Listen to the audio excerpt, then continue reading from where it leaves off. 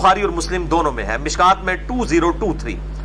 इब्न अब्बास कहते हैं कि हम मदीने से मक्का के लिए जब रवाना हुए तो मकाम उस्फान पर आप सल्लल्लाहु अलैहि वसल्लम ने पानी मंगवा कर हाथों को यूं बुलंद किया और प्याला इसी तरीके से पब्लिकली उठा के आप सल्लल्लाहु अलैहि वसल्लम ने पानी जो है वो नोश फरमा के असर के वक्त में, सही मुस्लिम में मौजूद है कि रोजा अपना तोड़ दिया, इफ्तार कर लिया।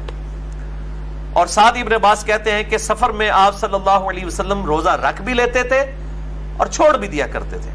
और इसी का एक तरीक सही मुस्लिम में है, मिशकात में 2024 और 2027 कि फतेह मक्का के मौका पर ये एक ऐसा मौका आया कि ज़ाहिर सहाबा जिहाद के लिए जा रहे थे, ऐन मुमकिन था कि वहां पर लड़ाई भी हो जाती, तो कमजोर आदमी तो लड़ाई नहीं लड़ सकता। तो आप सल्लल्लाहु अलैहि वसल्लम ने जब देखा कि कमजोरी है असहाब पे और आप पे खुद भी, तो असर के मौका पर आप सल्लल्लाहु अलैहि वसल्लम ने पानी का प्याला मंगवा कर पब्लिकली यूं बुलंद किया और अपना रोजा तोड़ लिया। ये असर आप हनफियों वाली असर ना समझिएगा कि पीछे 1-1.5 घंटे ही रह गया है। ये असर वो है जो कम से कम इफ्तार में अभी 2 से 2.5 घंटे पड़े हुए हैं और ज़ाहिर क्रिटिकल वक्त है।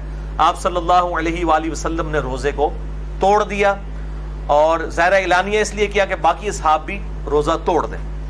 तो आप सल्लल्लाहु अलैहि वसल्लम को बताया गया अभी भी कुछ लोग हैं जिन्होंने रोजा नहीं तोड़ा। तो इस हदीस के मुस्लिम शरीफ के अल्फाज हैं, आप सल्लल्लाहु अलैहि वसल्लम नाराज हुए और आपने फरमाया वो नाफरमान लोग हैं, वो नाफरमान लोग हैं, 2 दफा फरमाया, जिन्होंने मेरे इस तरीके पे चलते हुए अपना रोजा नहीं तोड़ा। जिन्होंने नहीं तोड़ा वो नाफरमान है और तोड़ने वाले ताबे फरमान है, क्योंकि अब क्रिटिकल सिचुएशन थी, जंग हो सकती थी। अब निढाल लोगों ने तो फिर जाके गिर ही जाना था, लड़ना क्या था। तो आप सल्लल्लाहु अलैहि वसल्लम ने रोजा तोड़ दिया।